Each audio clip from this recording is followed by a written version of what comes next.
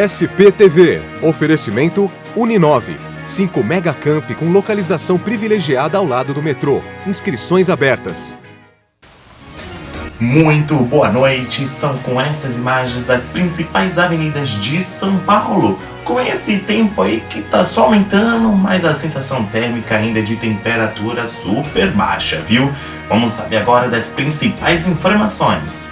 Parte de uma igreja evangélica que está em obras desaba em Diadema, no ABC. Passa de 100 o número de moradores de ruas encontrados mortos nas calçadas e marqueses, viu? E o valor desviado da fraude de merenda pode chegar a 40 milhões. E a vacina contra o HPV está mais perto de ser 100% nacional. Tudo isso e muito mais você verá agora porque o SPTV está no ar.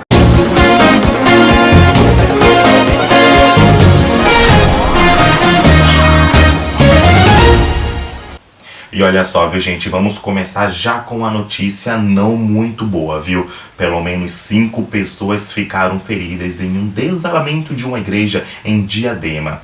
O prédio onde funcionava a igreja evangélica desabou. A prefeitura diz que o local estava em obra, mas não tinha alvará para reforma. Boa noite, há 3 pessoas aqui soterradas, 2 delas já foram identificadas pelos bombeiros, mantém contato visual, mas continuam por lá, os bombeiros estão tentando fazer o trabalho de retirada. Uma terceira vítima continua soterrada, ainda não foi encontrada. Há ainda 2 vítimas, de um total de 5 que foram acidentadas nesse desabamento, 2 vítimas que sofreram ferimentos leves, foram resgatadas antes mesmo da chegada dos bombeiros, por volta das 4 da tarde, e levadas para um posto de saúde, um pronto-socorro aqui de Diadema, entre elas uma criança. As 2 vítimas passam bem. Esse acidente ocorreu em meio a uma obra que acontecia aqui no terreno da igreja. A Assembleia de Deus diz que essa obra já estava paralisada havia 15 dias. Veja a reportagem.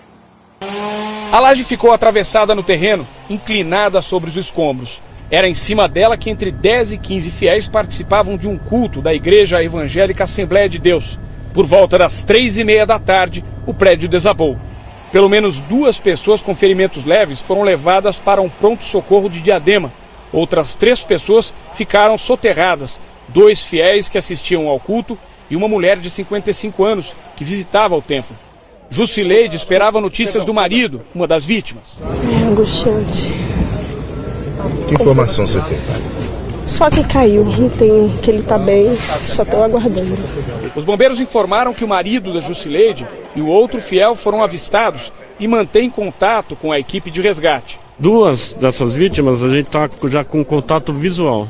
Elas estão conscientes e conversando com as equipes de bombeiro. Tá?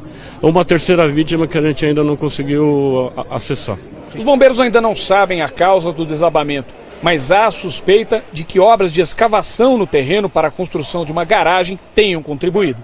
Estava em obra ainda, aí disse que não podia estar frequentando aí, né, que não sabia como que estavam as estruturas.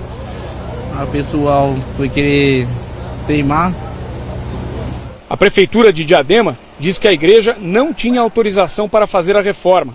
Na segunda-feira, agentes da Secretaria de Habitação estiveram no local. Como não havia alvará para a execução da obra, a orientação foi paralisar o serviço até que todos os documentos fossem apresentados. Nós vamos responder, na verdade, quando tivermos a informação de fato do que ocorreu e pelas autoridades, vamos responder em nota, mas priorizar sempre e dar qualquer tipo de apoio, tanto espiritual quanto material. Permanecendo com as notícias um pouco trágicas, viu gente? Olha só, já passam de 100 o número de moradores de ruas encontrados mortos na calçadas e marqueses. O Instituto Médico Legal já analisou os corpos dos 6 moradores de ruas encontrados mortos na onda de frio intenso na capital. Todos tinham algumas doenças que podem ter piorado com as baixas temperaturas. Mas o IML diz que ninguém morreu de frio.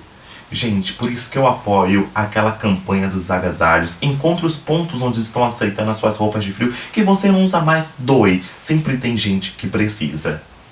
O corpo na calçada da Avenida Cruzeiro do Sul é de um morador de rua. Ele morreu enrolado ao cobertor de madrugada. Foi a 3ª morte hoje nas calçadas e marquises da capital. E em menos de 4 meses foram mais de 100. Em março, quando ainda era verão, 41 moradores de rua morreram na cidade. Em abril, já no outono, mas ainda com tempo quente, foram 27. Em maio, 20. E nesses 15 primeiros dias de junho, 25 moradores de rua morreram em São Paulo. O Instituto Médico Legal já analisou as mortes de 6 moradores de rua encontrados nos últimos dias, em plena onda de frio mais intenso. Todos tinham alguma doença. Os médicos são unânimes em dizer que doenças respiratórias, como pneumonia, pioram com as temperaturas mais baixas. Mas o IML diz que nenhum morador de rua morreu de frio na capital. O homem que morreu hoje no centro sofreu um infarto. Ontem, no Bom Retiro, a causa da morte foi pneumonia. O morador de rua que morreu domingo passado na Paulista também foi vítima de um infarto. No dia 10, foram 3 mortes. No Mandaqui, mais um homem que teve um ataque cardíaco. No Belenzinho, a vítima teve pneumonia. E na Barra Funda, a causa da morte foi pancreatite. Os corpos necropsiados apresentavam sinais e sintomas compatíveis com doenças prévias, doenças que as pessoas apresentavam no transcorrer da sua vida, que eram patologias graves, mas nada ligado ao caso de uma hipotermia e pessoas que teriam morrido por causa do frio, isso não. E olha só, viu, gente, o valor desviado da fraude da merenda pode chegar a quase 40 milhões. A investigação agora está na mão da Justiça Federal. Ao transferir o caso para a Justiça Federal, os promotores do Ministério Público Estadual revelaram que o número de cidades que fizeram negócios com a COAF, a Cooperativa Orgânica Agrícola Familiar, com sede em Bebedouro, é maior do que foi divulgada até agora. 67 cidades fecharam contratos com a cooperativa entre 2011 e 2015. 15 são da região metropolitana de São Paulo. A cooperativa vendia alimentos para merenda escolar, como se eles tivessem sido produzidos por famílias de agricultores. Mas, segundo a investigação, os produtos eram comprados em centros atacadistas. A diferença dos valores ficava com os representantes da cooperativa, que pagavam propina para funcionários públicos que facilitavam as compras. Hoje, os promotores informaram o valor que a COAF movimentou com os contratos. Podemos dizer que 38.901.000 reais foram utilizados para pagamento da COAF por meio de projetos de venda ideologicamente falsos. Vamos falar sobre notícia boa, viu, gente? A vacina contra o HPV já está perto de ser 100% nacional. O vírus é a principal causa do câncer do colo de útero. E o Instituto Butantan tem tudo a ver com isso. O Instituto Butantan está recebendo a tecnologia de produção da vacina num método que vai de trás para frente.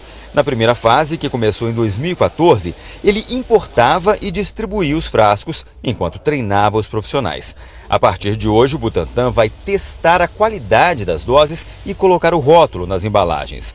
A próxima etapa, que ainda não tem data para começar, será misturar os componentes da vacina e embalar. Bom para os cofres públicos. Caiu mais de 80% o preço da vacina, bem mais de 80%.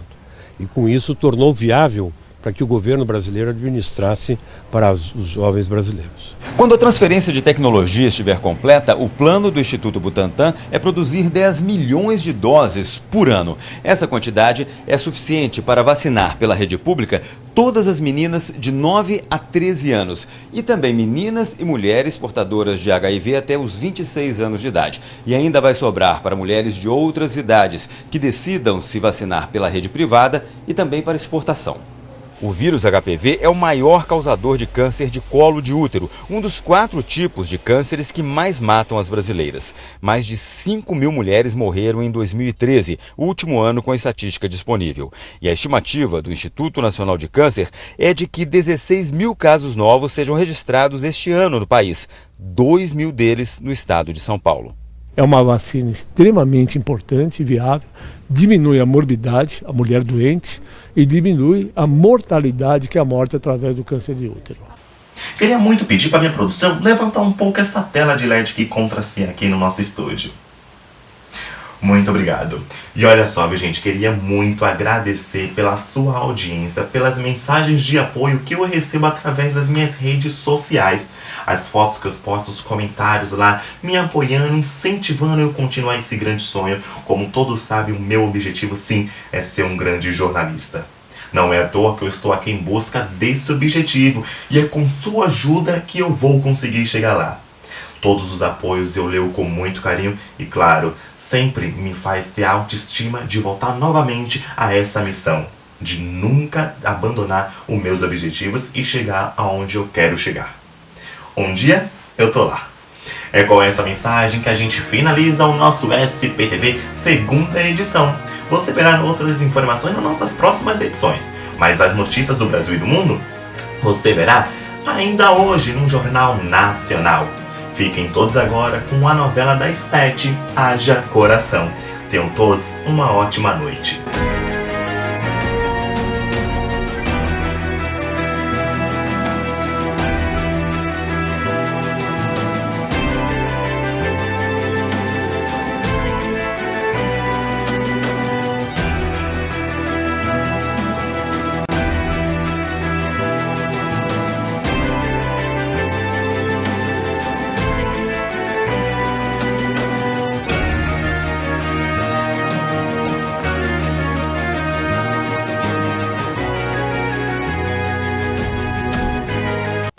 SPTV, oferecimento Uninove, eleita a melhor universidade particular de São Paulo pelo ranking universitário. Inscreva-se.